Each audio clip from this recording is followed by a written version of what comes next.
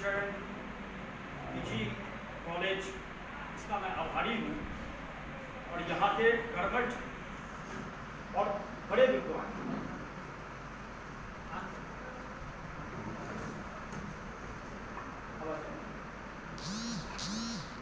चंद्रमोहन उपाध्याय जी का, जिन्होंने हम सबको ना सिर्फ यहाँ पर एकत्रित किया है बल्कि समाज के मुख्य धारा में जो विचार आज प्रस्फुटित होने के बाद मजबूत स्थान पा रहा है उस पर विचार करने का, विमर्श करने का और 2 दिन तक समझने का अवसर प्रदान किया है।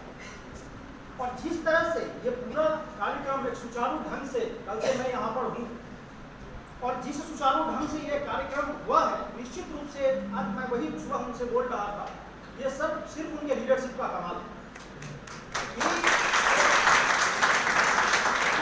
कार्यक्रम में निश्चित रूप से सफलता का एक बड़ा जो श्रेय है वो उस टीम को जाता है जो टीम साथ में लगी होती है। लेकिन उस टीम का नेतृत्व करने वाला कैसा है, ये सबसे महत्वपूर्ण स्थान रखता है, क्योंकि दरअसल वो एक ऐसा रूपरेखा तय करता है जिससे पूरी टीम उस पर काम करती है।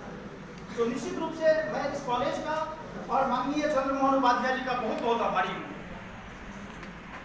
अब मंच पर विराजमान राजनीति विज्ञान के विशिष्ट विद्वान A.K. वर्मा जी, ममता त्रिपाठी जी, कौशलेंद्र जी, संजय जी, अर्चना मिश्रा जी और साथ ही यहाँ सामने उपस्थित बड़े विद्वत जन और हमारे युवा साथियों,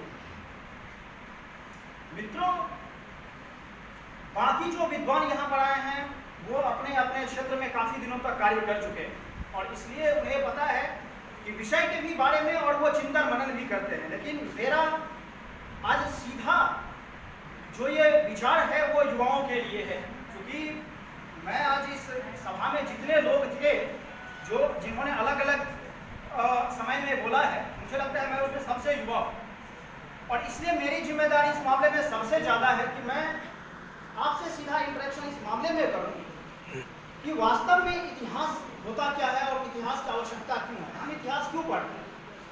बहुत लोगों को आपने सुना होगा, जो बीत गई वो बात गई, उस पर ध्यान ही क्यों करना है, लेकिन तब भी हम पढ़ते हैं, हम उसका मनन करते हैं। तो आखिर समय लगाने के पीछे उसका कारण क्या होता है, या बड़े विद्वानों को हमें क्यों हम पढ़ते हैं, उनके जीवन के बारे में क्यों सोचते हैं। दरअसल इतिहास वो एक सीख है जो हमें देती है कि भविष्य में उसको दोहराया ना जाए। जो गलती हमने किया है और जिसके कारण हमें अलग अलग संकटों से गुजरना पड़ा है, दरअसल उसको हम ना दोहराएं, उस गलती से सीख लें और इसीलिए हम पढ़ते हैं। इसलिए जब भी कभी इस तरह के सेमिनार में जाते हो, आप यहाँ पर अपना समय दे रहे हैं और आपके जीवन का यह 2 दिन अब कभी दोबारा वापस नहीं आए। ग्रेजुएशन से ऊपर के ही शायद छात्र, जब मैं 2nd ईयर में था ग्रेजुएशन में, तो पहली बार ऐसे किसी सेमिनार में मैंने भी पेपर प्रस्तुत किया था जब मैं 2nd ईयर। तो निश्चित रूप से यह, और आज मुझे बहुत खुशी हुई जब मैं 3य वर्ष का एक छात्र यहाँ पर आकर बोल रहा हूँ, क्योंकि वास्तव में आप कुछ भी बोले, आप कुछ भी अपने से रिसर्च पेपर लिखे, आप मेहनत करें, किसी भी तरह के प्रोग्राम में बोले, उससे 2 चीजें होती हैं। आपका ज्ञान संवर्धन तो होता ही है, बल्कि ऐसे मंचों से बोलने का ऐसा आपको एक्सपोजर मिलता है जो आपको अन्य जगहों पर नहीं मिल सकता। दूसरी बात, ये सभी आपके अपने लोग हैं जो आपको सही करने के लिए, जीवन में आप और ज़्यादा अच्छा करें उसके लिए ही लगे हुए हैं। तो निश्चित रूप से आपको वो और बताएंगे कि भाई इसमें और क्या अच्छा आपके लिए हो सकता है। इसलिए इस तरह के कार्यक्रम जो आपकी मातृभाषा है उसमें भी अपने विचारों को आप रख सकते हैं। आप सोचिए, इतनी एक बड़ी बात है कि इस देश का संसद जो कानून पास करता है, जो कि पूरे देश में लागू होता है वो कानून, वहाँ पर किसी भी भाषा जो 5वीं अनुसूची में है, मतलब 8वीं अनुसूची में जितनी भाषाएं, 22 भाषाएं हैं, उन सभी में वो बोल सकता है। वहाँ पर ट्रांसलेटर रहते हैं और उसको ट्रांसलेट करते हैं। लेकिन जो यहाँ पर जो पढ़ते हैं, जो बच्चे हैं, जो उस नियम कानून को मानने वाले हैं, वो जिस भाषा में है उस भाषा में कानून बनता नहीं है। जो बड़े जजमेंट्स आते हैं वो सारे अंग्रेजी में होते हैं, कितने लोगों को समझ में आते हैं। इसलिए मैं कह रहा हूँ कि यह एक सांस्कृतिक पुनर्जागरण का काल है, जिस कालखंड में हम सभी को जीवन जीने का वो मौका मिला है, हम सभी को अपने विचार को रखने का वो मौका मिला है और अपने विचार को जो आपके मन में आता हो बिना भाषाई बाध्यता के आप रख सकते हैं, बोल सकते हैं। तो दूसरी एक जो बड़ी बात है, जब निश्चित रूप से एक धर्म युद्ध की एक स्थिति है, विचारधाराओं का आपस में एक ऐसा टकराव चल रहा है जहां पर कि हम सभी पढ़ते भी हैं कि वास्तव में इसको पोस्ट मॉडर्निज्म का एक ऐसा कालखंड कहा जाता है जहां पर विचारधाराएं आपस में इस तरह से मिली हुई होती है कि स्पष्ट करना ये कि आखिर ये किस विचारधारा का भाग है वो बहुत मुश्किल होता है, जिसको अंग्रेजी में हम रिजोमैटिक स्ट्रक्चर बोलते हैं। रिजोम फॉर्मेशन, जो जड़ का जो स्थिति होता है कि जड़ में आप एक पार्ट को अलग नहीं कर सकते, ठीक उसी तरह से ये वही कालखंड है। और इसलिए एक युवा सिर्फ देश का भविष्य नहीं होते हैं, युवा देश का वर्तमान भी होता है, क्योंकि जब आप वोट करते हैं तो आप इस देश के नीति निर्धारण करने वाले लोगों को चुनते हैं, नीति निर्माताओं को चुनते हैं। तो इसका मतलब आप अपने स्व विवेक का इस्तेमाल कर रहे हैं। इसलिए खुद को सिर्फ ये कि अभी हम ग्रेजुएशन कर रहे हैं और 4 साल के बाद जाकर हम जब जॉब करेंगे तब हम इस देश का भविष्य का निर्माण करेंगे, इस मानसिकता से बाहर निकलने की जरूरत है। तिलक ने लगातार फ्रीडम और स्वराज की बात की है, लेकिन मेरे हिसाब से जो वास्तव में जो सबसे पहले आजादी है वो है मानसिक गुलामी से आजादी। जो चीज आपको आज तक एक इतनी बार बोला गया, हिटलर का एक प्रोपेगेंडा एनालिस्ट हुआ करता था जिसका नाम था जोसेफ गोवेल्स, कि एक झूठ को 100 बार बोलो तो वो सत्य ही माना जाने लगेगा। इसलिए हमें पहले के जो विचार हैं, अगर आपको उसको समझने में अगर आपत्ति है तो आप उसका प्रतिकार कीजिए, क्योंकि वास्तव में जो पुरानी धरे से चली आ रही है उसको लोग मानते आ रहे हैं, इसलिए चली आती रही है। ऐसा नहीं है कि वो हर बात में सही हो। आप इस देश के आज के भी नागरिक हैं और आज के भी निर्माण करने वाले हैं, भविष्य का भी निर्माण करेंगे। आपके मजबूत कंधे इस लायक होनी चाहिए कि वो किसी भी कालखंड में हो, वो देश को अंतिम क्षण तक देश में योगदान दे सके, देश के विकास, देश के आगे बढ़ने में अपनी सहभागिता प्रदान कर सके। और इसीलिए आप अपने को महत्वपूर्ण समझिए। जब तक आप खुद को बड़ा नहीं मानेंगे, जब तक आप खुद को मजबूत नहीं मानेंगे, जब तक आपको ये नहीं लगेगा कि इस देश के एक महत्वपूर्ण स्तंभ आप हैं, भोग की वस्तु मत बनिए। आप जो चीजें वहां से आगे से फैलाई जा रही है उसका सिर्फ आप कंज्यूमर मत बनिए। आप ये सोचिए कि उससे आपको क्या फायदा हो रहा है, आपके परिवार को क्या फायदा होगा, समाज को क्या होगा, राष्ट्र को क्या होगा। तो इसीलिए जब हमने दिवाली पे, आपने दीपावली से पहले भी देखा होगा, 2014 से पहले की दीपावली और 2014 से दीपावली कुछ तो अंतर है। और वो अंतर ये है कि अब दीपावली से पहले लोग ये नहीं बोलते हैं कि दिए जलेंगे तो कहीं का ग्लेशियर पिघल जाएगा। अब ये होता है कि देव दीपावली होती है, और यही वो इसलिए क्षण है। और उसमें सारे युवा वहां पर जाते हैं, उसमें मजबूती से उसमें उसका उत्सव मनाते हैं। तो इसलिए कहा था कि ये दूसरे शंकराचार्य, विवेकानंद जी ने एक बात कही थी। उन्होंने कहा कि जो भौतिकवादी जो चीजें हैं वो जब आपस में जब हमारे स्पिरिचुअलिटी से मिलेगी तो जो वो रास्ता का निर्माण करेगा वो उसके तो हमारी स्पिरिचुअलिटी उसके नसों में प्रवाहित कर जाएगी।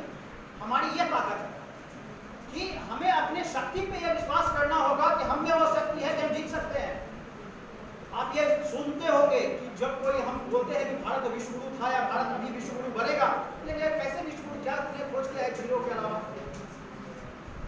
लेकिन वो ये नहीं बताते हैं कि जीरो से पहले या उनके, आपको पता है कि हमारे आज भी जब ग्रहण लगता है तो भारतीय समाज जो है वो नासा और बातों को एंट्री नहीं करता है। अब इस देश में ऐसा माना जाएगा हर चीज को हम आजकल डेकोनॉमिक तरफ से देखते हैं, मतलब एक विरोधाभासी चीज ही होगा। वो विरोधाभासी कैसा कि अगर मान लीजिए कि अगर किसी मंदिर में अगर महिला एंट्री नहीं है तो वो फिर आर्टिकल 14 का वायलेशन है। हम सब संविधान पढ़ते हैं, उसमें यह है कि वो आर्टिकल 14 का वायलेशन है, मतलब जो इक्वालिटी है, जो बराबरी का अधिकार है वो महिलाओं को नहीं मिलता। अब इस देश में टोटल ऐसे 11 मंदिर हैं जहां पर एक लिंग का प्रवेश वर्जित, जिसमें 6 ऐसे मंदिर हैं जहां पर पुरुष का प्रवेश वर्जित है, वहां पुरुष नहीं जा सकता। लेकिन यहाँ पर हमने उस विचार को हमने मूल नहीं बनाया। हमने ये माना कि चूंकि जो पाश्चात्य विचार जो आए कि नहीं नहीं, अगर किसी पे अगर एंट्री नहीं है इसका मतलब ये है कि वो बराबरी का अधिकार नहीं दे रहा है, और इसीलिए वो उसी हिसाब से निर्णय लेता है।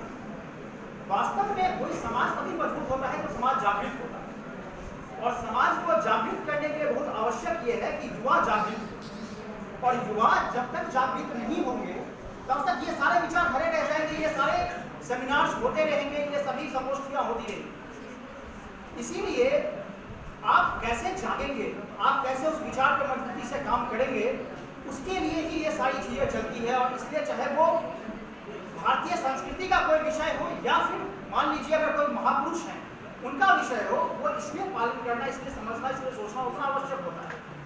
अंत में मैं अपनी बातें दो चीज़ें से खत्म करता हूँ। पहली बात कि जो कर्म की जो हमारी जो कर्म की बातें जो तिलक ने की है या जो भी 2 दिन से संगोष्ठी में होता रहा है, उस कर्म को हम अपने दैनिक जीवन में कैसे उतारते हैं, इसके बारे में हमें प्रतिदिन प्रतिक्षण सोचना होगा। क्योंकि जब तक आप उस हिसाब से कर्म नहीं करेंगे कि आपका विकास और राष्ट्र का विकास और खुद को राष्ट्र के विकास से जोड़ना, क्योंकि तिलक ने कभी ये कहा कि वास्तव में हर व्यक्ति को इस तरह से सोचना चाहिए कि वो व्यक्ति परिवार और राष्ट्र के साथ कैसे खुद को जुड़ा हुआ महसूस करता है। तो आप खुद को एक इंडिविजुअल एंटिटी मत मानिए, क्योंकि आप खुद इंडिविजुअल नहीं है। इसलिए इसका मेन कारण ये है क्योंकि जिस जगह आप पढ़ रहे हैं वहां हम सभी को याद, मैं जहां से पढ़ के आया हूँ, दिल्ली विश्वविद्यालय मैंने पढ़ाई करी, टैक्स पेयर ने पैसे हमने पढ़ा है, कोई हमारे लिए पैसे वहां दे रहा होगा, इसलिए हम पढ़ रहे होंगे। इसलिए हमारा एक कर्तव्य है कि हम समाज को के लिए कुछ करें, पर उसे कुछ दें, और वो जब आप खुद सक्षम होंगे तभी दे पाएंगे। इसलिए अंत में मेरा इतना ही कहना है कि आप उस दिशा में कार्य कीजिए, उस दिशा में सोचिए, उस दिशा में आगे बढ़िए, नए चीज़ों को पढ़िए, और जो एक एस्टेब्लिश्ड चीज़ें हैं उसको परखने का प्रयास कीजिए कि वास्तव में वो आपके लिए तर्क संगत है, तर्क सारगर्भित है या नहीं है। अगर वो तर्क संगत नहीं है उसको बदलना होगा, और उसके लिए समाज ही विचार करेगा, मुद्दे को उठाएगा, तभी वो बदला जाएगा। इसी के साथ कि आप भविष्य नहीं वर्तमान का भी निर्माण करने में और बेहतर ढंग से अपना योगदान देंगे। मैं अपनी वाणी को विराम देता हूँ। अब सबको सभी को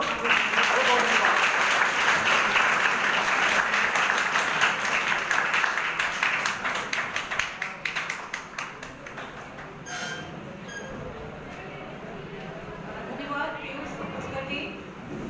आपने मानव प्रबंधन के ऊपर अपने विचार प्रकट किए, सार्वजनिक विचार, और वास्तव में अगर समय प्रबंधन या मानव प्रबंधन का उदाहरण ढूंढा